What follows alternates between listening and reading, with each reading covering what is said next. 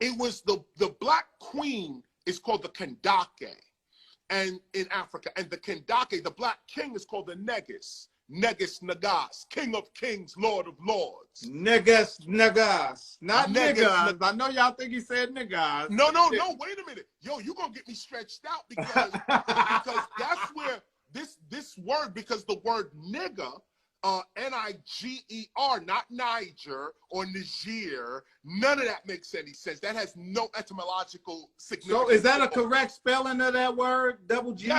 Yes, the correct spelling of the word nigger is Niger, not two G's, one G-E-R. Yes, Niger is the original spelling of the word nigger. They put two G's on it. They put two G's on it to degrade the one G. Oh, man. Okay, they put two G's to degrade the one. What they're calling us is a degradation, but the word itself is not a degradation. In fact, the original niggas are teachers and prophets. The original niggas. Niger. Matter of fact, because I want to. Wow, come on with it, man. Come on with it, man. Come on with it. But I'll say this to you for the people listening. Go to Acts 13 in the Bible. Go and grab your Bible. Go to Acts 13 in the Bible. In Acts 13, you'll see the only time the word nigger is mentioned, Niger. It's mentioned in a story of how the first church was built. All theologians know this. The very first church ever built, the Christian church ever built, was in Antioch, in the region of Antioch, Syria, out there. This was all black folk out there, the original Syria, all black folk. The first church. The first church. The first, not the second, not the third, not first the ever. The first church, the first Christian church is in Antioch. And the ones who established it were niggers, Niggers, niggers. Go to your and it wasn't called Eastside Baptist either, was it? It wasn't none of that. It was called nigger. Okay?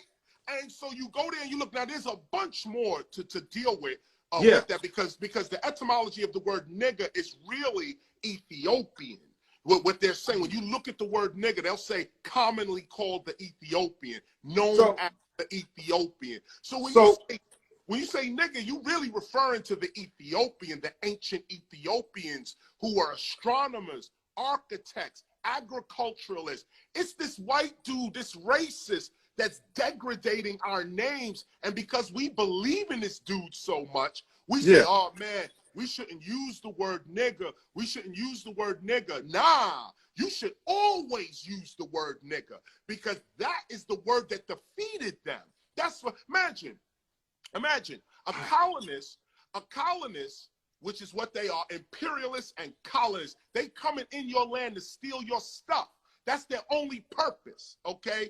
So they go there and they say, who's the king? They say the nigger right here. And some call us the nigger, the nega, the naga, and the negus. All of these are the same words. All of them are the same words. So they say, yo, that's the nigger, the king, right there. You go try to diss the king by saying, oh, nigger. Like you're going to degrade. It's sort of like saying. That's deep. That's deep. I get it. It's sort of like saying Michael Jordan. And then we say Michael Jordan. Michael Jordan's one of the greatest athletes on the planet. Okay. So it's all about so that word is so powerfully disrespectful in this country because white folks are degrading it. It's the emotion behind it and the real true feeling about the word. Because white folk are saying nigger while they hating us, we don't want to use the word. But what we got to understand is that the very word nigger, N-I-G-E-R, that word means king.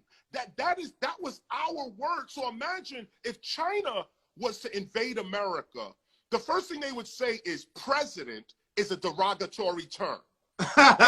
Anybody calling themselves a president is dead, you know. So the president's derogatory. You let 3-4 generations go by of you being taught in school, president is a racial epithet. President is not what you want to say. Don't say president. You let some generations go by. After a while, you don't even want to say president anymore, even though Barack Obama is our first African-American president. So it's this white, colonial, racist, actually institutional racism that's making us hate ourselves. And this is what self-hate is. You would think, somebody say, if you say the word nigger, you're hating yourself, you're degrading yourself. Nah. If you're not saying the word nigger, you're degrading yourself.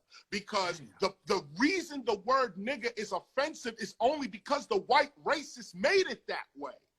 We never said the word nigger was offensive for 100,000 years. Yeah, most of us don't even know where the word. Most of us think they made the word up. No, they didn't. That's an African word. Wow. Nigger. That's an African word, and it's associated with the river. Actually, with rivers and river people, the beginnings of civilization, basically. But forget that. You get me off into something else. Let me come back to your question. Here's what we want. We want sovereignty. That's what we want. And explain to the people what that means. What's sovereignty to the people? Sovereignty is self-governance. Sovereignty means you are independent and self-governing. It's not so much a thought. Like you first have to have. I understand. Yeah.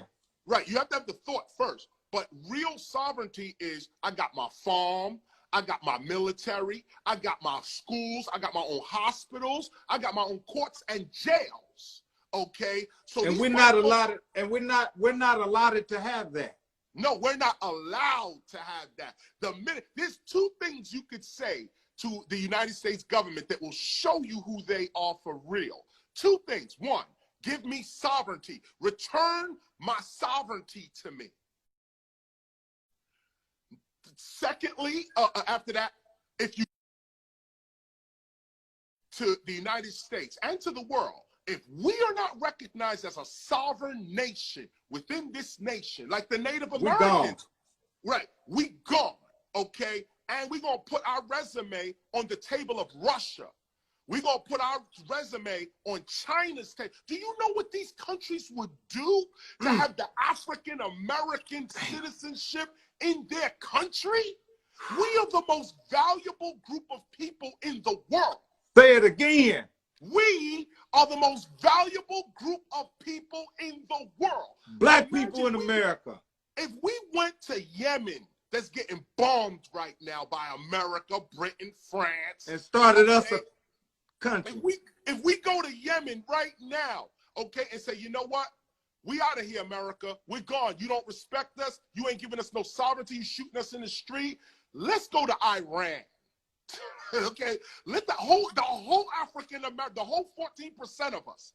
Okay, we're gonna go to Iran. Iran's gonna recognize us as a sovereign nation within their nation. We're gonna follow their rules. We're gonna follow their laws. But you recognize that we sovereign over here.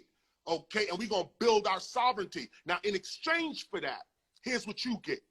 The whole NBA is with you now. The whole football, national football is with you now. There is all the rappers, all so you can have everything, huh? All the comedians, everybody is in Iran now, talking that Iranian shit. And leave America to its fucking self. This fucking country can't do shit without African Americans. Hey, man. They can't do nothing. Hey, guess what? It'd be a whole lot of golf, and it'd be some golf on, and what else would be on? Golf and everything. The whole. Yo, I'm just making. Yo, listen to me, my G.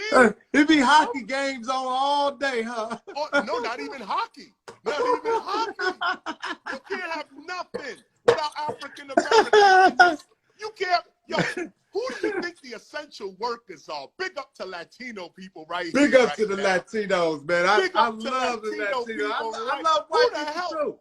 That's what I say, yo. I tell my Mexican brothers and sisters, I say, yo, why don't you tell America, you know what? We all gonna leave. We all gonna leave. And we're gonna take our road building and our architecture and our cleaning techniques with us. Yeah. You ain't gonna be able to call a Mexican for nothing. You ain't. Watch how this country turn their tune around.